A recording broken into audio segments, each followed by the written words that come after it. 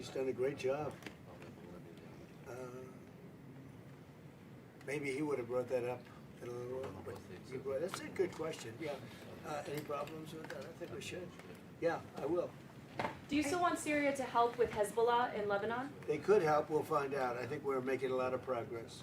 Mr. President, They could help. Mr. President, He would do a very good job. Prime Minister Netanyahu has been critical of aspects of your relationship in the last couple of days with President Erdogan of Turkey. He said that Erdogan has imperial ambitions on neighboring countries, presumably including Syria. Well, he hasn't been involved with Syria. If you think, he hasn't been involved with Israel at all. And he's left it alone. I wouldn't say he's a friend, because he's not a friend of, as you know, of Netanyahu, of Bibi. They don't get along, I think.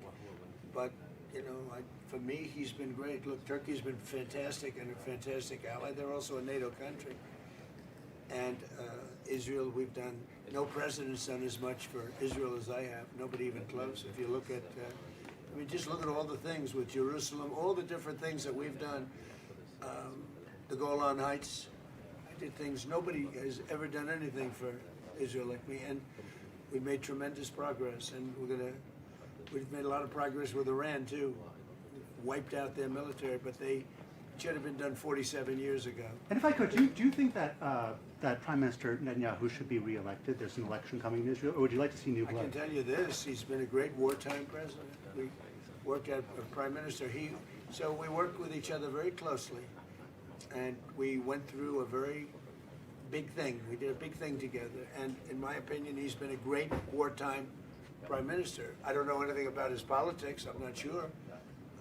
I would think he should be popular because he did a very good job. We had and have a very good relationship. But he was a great wartime Prime Minister. President Trump said, If you had other Prime Ministers, you know what? There wouldn't be in Israel right now. You know that? There wouldn't be. It would have been blown to pieces by Iran. If you had a weak Prime Minister, you wouldn't have. And if you had a different president, I guarantee there wouldn't be. And Israel wouldn't exist today if you didn't have me as president. President Trump said, new data from the Energy Information Administration revealed that U.S. crude oil production set a new record in the month of April under your leadership. That's right. Why is it important to keep hitting numbers like this at this moment in time? Why is it important that you were able to get this done and keep it on this trajectory? Well, when we decided to do this, it's called the denuclearization of Iran. We have to do it. We have to have. They're never going to have a nuclear weapon, and they admit they're never going to have it. But they behave badly. Always behave badly. There's something wrong with them. But when we did this, we thought oil would go much higher, and it didn't go very high. And now it's coming way down, and you're going to see oil drop very low. Now maybe we'll do some other things that could lift it a little bit, but I don't think it's going to lift it a lot at all. I think oil is coming down. There's tremendous amounts of oil. Scott, what would you say about that? Yes, so record production under President Trump in his first term. Now in his second term, the U.S. is an energy superpower. It's why we weathered the conflict better than anyone else. And just this weekend, Bloomberg wrote that there is an oil glut out there. And we think that safe, secure American oil maybe even should trade at a premium to the rest of the world. So we have, if you add it up, you take Saudi Arabia and take Russia, two big oil producers, we do more than twice as much. We do more than, so think of it, Saudi Arabia, Russia put together, we do more oil, and that's not including Venezuela. It's pretty amazing. And this all happened during my term. We started it as first term. Biden blew it because he had no idea what he was doing. But we are producing more oil right now than Saudi Arabia and Russia combined by almost double. Okay, any other questions? Mr. President, Yes, yes, you, ma'am. you said that dealing with the Iranians is a waste of time. How do you plan to get the nuclear material and the nuclear assurances that you want? Well, we've already got the nuclear material because it's so far underground, nobody's going to be able to get it except us because we have the equipment that can get it. But I call it the nuclear dust. The nuclear material is so far down underneath the mountain, and now that's been determined, that it would take massive machinery that we have that no other country has. They can't get So it. you have no plans to go in, boots on the ground? Why would I go in now? I'd go in when they're completely either eliminated or whatever happened, or an agreement's made. Mr. President, Yes. if you cut off trade with Spain, does that mean that you're going to have to renegotiate a trade agreement with the EU? With who? With the EU, any past trade agreements you already have? We're going to see what happens with the EU. You know, they've treated us very badly for years, and they took advantages. Look, we're very close to those countries, right? And to everybody in the EU. The problem is they took advantage of the United States for years. It's like him. They took advantage of Syria. He's bringing it back. And I'm bringing the United States back. We have the greatest economy we've ever had. We have the biggest investment. 19.2 trillion is being invested right now in the United States. 3 trillion was the record. Under Biden and under the past administration, they had less than $1 trillion for 4 years. We have 19.2 trillion in 12 months. Think of that. We have the largest amount of money being invested in a country in history. Pretty amazing. 19.2 trillion with a T. So, and they're building factories all over the country. I think yesterday Toyota announced they're leaving Mexico. And they're coming, I'm not that Mexico's thrilled about it, but they're leaving Mexico and they're coming to the United States to build what will be, I believe, the largest automobile plant either in the world or at least in this country. Mr. President, On oil Yeah, prices Quick today? domestic question. You announced on Truth Social a couple days ago that Walmart was cutting the price for canned beef by 15%. How big of a deal is that for American customers this summer? So Walmart has agreed to cut their prices very substantially because things are going down. We're getting it down. We inherited very high prices. We inherited the highest prices in the history of our country, or 48 years to be exact, but I don't believe that. I think it's in history. So under Biden, they had tremendous inflation. Under the Democrats, we had tremendous inflation, record-setting inflation. And now, inflation is way down. Everything is great. We have, the prices are coming down, but we inherited, you know, they talk about different, they use different words to describe it. They had very high prices. The prices are coming down. And when the oil comes, you know, the oil is coming way down. The oil dropped by 50% in the last month. And when that comes down, it brings everything else down. No, it's affordability. And they came up with the word affordability, you know, like I take over, I'm there for 1 day and they say affordability, affordability. I said, I've been here for one, remember with the eggs, the first day or 2 days later, I have my first news, and they talked about eggs. They said the eggs have gone up 5 times. I've been in office for 1 day. And I said, well, we'll have to do something. In fact, they told me not to order eggs for the Easter egg hunt at the White House. I should use plastic. I said, we're not doing that. And by the time we came, that was a couple of months later, that happened, and we ordered thousands of eggs. And right now, eggs are way down. The prices are way down, and they're coming down further.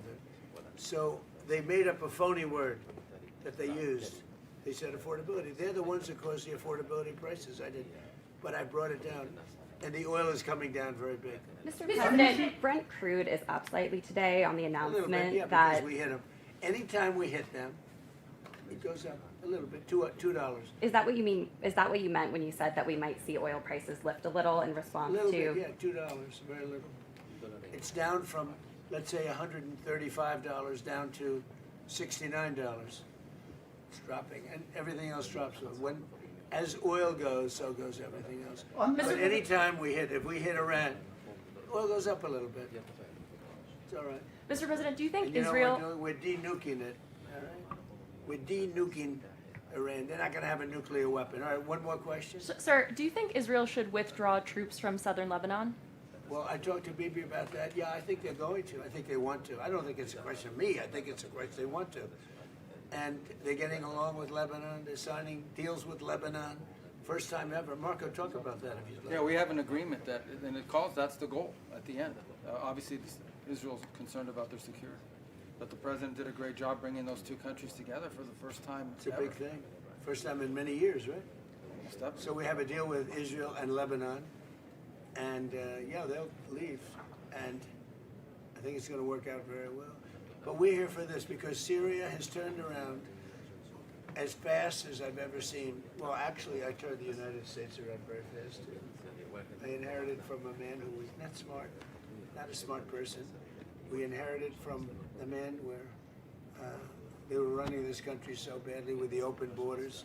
Think of it, 25 million people allowed into our country, and that includes 11,888 murderers, most of whom murdered more than one person, okay?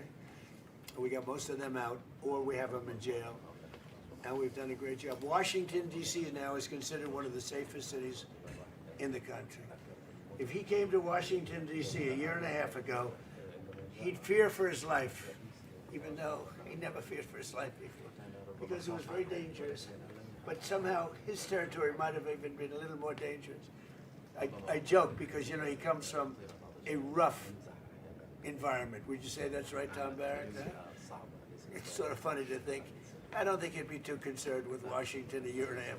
But we had a very, very unsafe Washington, D.C., and now it's one of the safest cities in the country. We put the military in. We brought Washington went from being an unsafe to one of the safest cities, and crime is down 94%. We don't play games, and we removed over 5,000 career criminals, many of whom came in through the open borders of Joe Biden. We did the same thing with Memphis, Tennessee. We did the same thing with in Louisiana. You have to speak to the governor, because New Orleans, the crime rate is down 78%, in a little while, and they had the best Mardi Gras they've ever had. So we're doing a good job, and he's done a great job too. And I thank you very much. Thank you very much. Thank you, guys. Thank you, press. Thank you. Thank you, guys. Thank you. Thank you. Thank you. Thank you, guys. You can head out right there. Thank you, guys. You got it?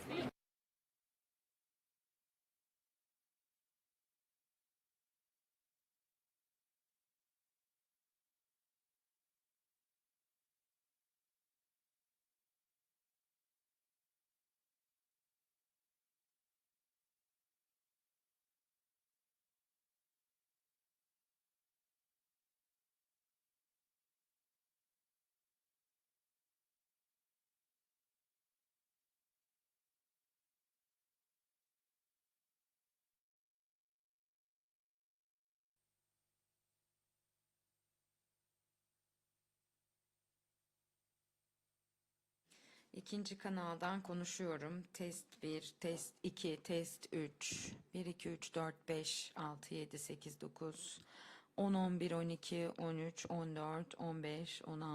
15, 16, 17, 18, 19, 20, 21, 22, 23, 24, 25, 26.